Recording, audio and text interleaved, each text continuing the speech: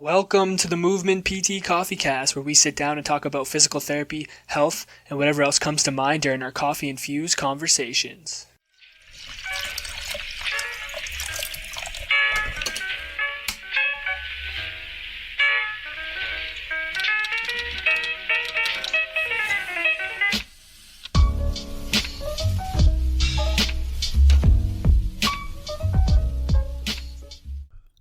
What's going on, guys? Welcome back to the Movement PT Coffee Cast. My name's Dalton, and I'm bringing you guys another EspressoCast episode. Welcome back. I hope you all are doing well.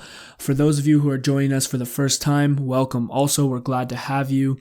We do two styles of episodes here. We do an interview episode where myself and will be interviewing a physiotherapist, strength coach, psychologist, anyone basically in the health field, clients.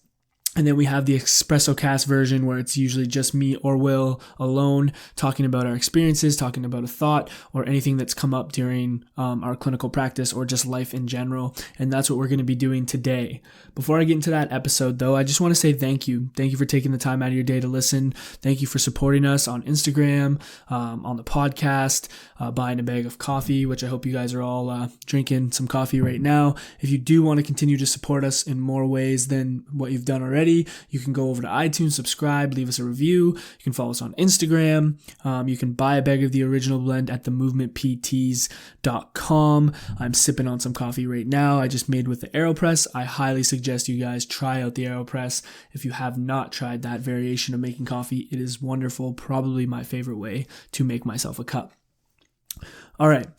Let's get into the episode today. So what I want to talk about today is this idea of being mindful of our reactions with the people that we work with on a daily basis. So I had a little experience last week in clinic that ended up teaching me a lot, teaching me a lesson about reactions. So I think obviously we all know, we've been there, it's a busy day, you're seeing a lot of people, things are moving quickly. Maybe, you had one client that is doing really well, you had someone else that isn't doing really well. You're trying to control your emotions, but sometimes, you're overwhelmed, you're upset, stressed, life goes on. Everyone's been there, totally get it. But I don't think we realize sometimes how we project this out through our body language, through our tone of voice, in through like different things. And I think people are going to perceive things in a different way than you may perceive things, or that you may be trying to communicate them. So what am I saying? So what happened basically was I was seeing a client, I was running a little bit behind. I had someone that got pushed up into my schedule that I wasn't aware of. So there's just a little bit of lack of communication on my part.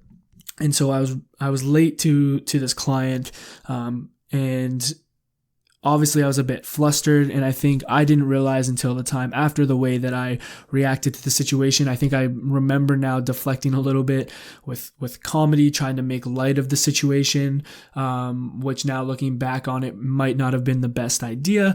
But that's kind of how I dealt with it. Anyway, so we continued on with the session. During the session, the person seemed to be engaged. They seemed to, like what we were doing. We wrapped up the session, left them with some things to work on, focus on, had them rebook in, and we were going to continue on with their program of care. Obviously, it didn't end up working out. They ended up calling back in and canceling all their sessions that we had booked in with them, and basically at first I kind of got upset about this. I reacted. I mean, I think it's normal, but I think I reacted in a way like, well, why would they do that? What's their problem type thing. And then I kind of took a breath and stepped back and looked at the situation and kind of realized what had went down, and maybe how they perceived the situation in comparison to how it went for me. So I actually ended up calling that person back, and just to have a conversation with them and get feedback on what went wrong, why they didn't want to continue care, and not even to have them come back in. Like, obviously I wanted to see them and help them. But not to be pushing them to come in, but more just to learn. And what I ended up realizing was they felt like I wasn't prepared for them. They felt like I didn't have a plan, which wasn't the case. I did have a plan for them. I did have things in mind. to work on. But again, the fact that we were running behind, that they got moved up to my schedule and I wasn't prepared for that, and the way maybe I handled it with comedy or trying to be funny, or how I was perceiving myself, they felt like I didn't value their time and value what they were there for. And they said that they kind of wanted more out of the session, which when I was delivering the session, my thought was like, I tend not to push too much too quickly. Usually one or two things at a time, and they wanted more than that. And I didn't realize that. And again, that's a miscommunication thing on my part in terms of like asking them what they want. Do they want more? Is this enough? How do they feel? Were they good with the session? And get that feedback. I didn't have that. So that led them to the situation of being like, okay, I'm done. I don't want to come back. So I had this conversation with them, and I talked to them about, this, what went down. I owned up to the fact that one, I didn't realize they got pushed up to my schedule, that I was late and I was running behind, and that I was rushed because I had another client that was coming in after. So I tried to rush the situation to make sure that I wasn't falling too far behind. I'm sure everyone's been there. And they felt like it wasn't valuable for them. And so I owned up to that, and I told them, one, I did have a plan for them. I reiterated what that plan was on the phone. And I said, you know what, I totally understand, and I'm going to leave it to you. Obviously, I think we could benefit from working together, and I would like to help you, be able to reach your goals. And I left it at that. And so far they haven't came back in. Which sucks. It sucks for me, but it's a learning experience. And I think, you have to go through these things on a daily basis, or at least once or twice, to learn and make sure you don't make those mistakes again. And this is something that, I've been trying to be more aware of in general. And it helps working with someone like Nick, shout out Nick, Nick Hanna, who is all about the communication, and all about, creating a client experience and whatnot. He's very helpful in kind of calling me out, or at least just reminding me of some of these things.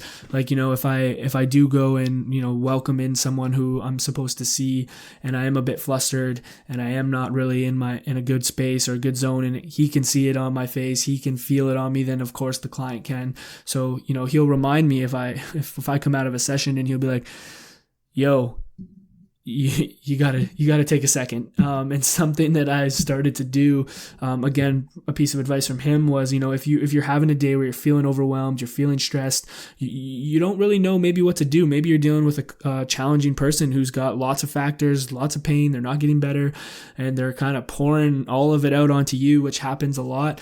I've started to be like, okay, I'm just going to take a step back for a second and step out, go to the bathroom, take a couple deep breaths, hype yourself up, maybe, some positive self-talk, just in the sense of like, okay, try to relax, try to see from this person's perspective what they're going through, what they're dealing with. Try not to take on all of their emotion, and deliver the best objective feedback that you can, especially in a situation when, you're overwhelmed, stressed, or, just not having a good day. So that's definitely a strategy that I've implemented, and I think it has helped me a lot. Obviously, still things to work on. But that's kind of the process of it all. So I just wanted to kind of share that story with you guys, because it's something that I'm sure happens to more people. I'm sure it's happened to, clinicians that are listening to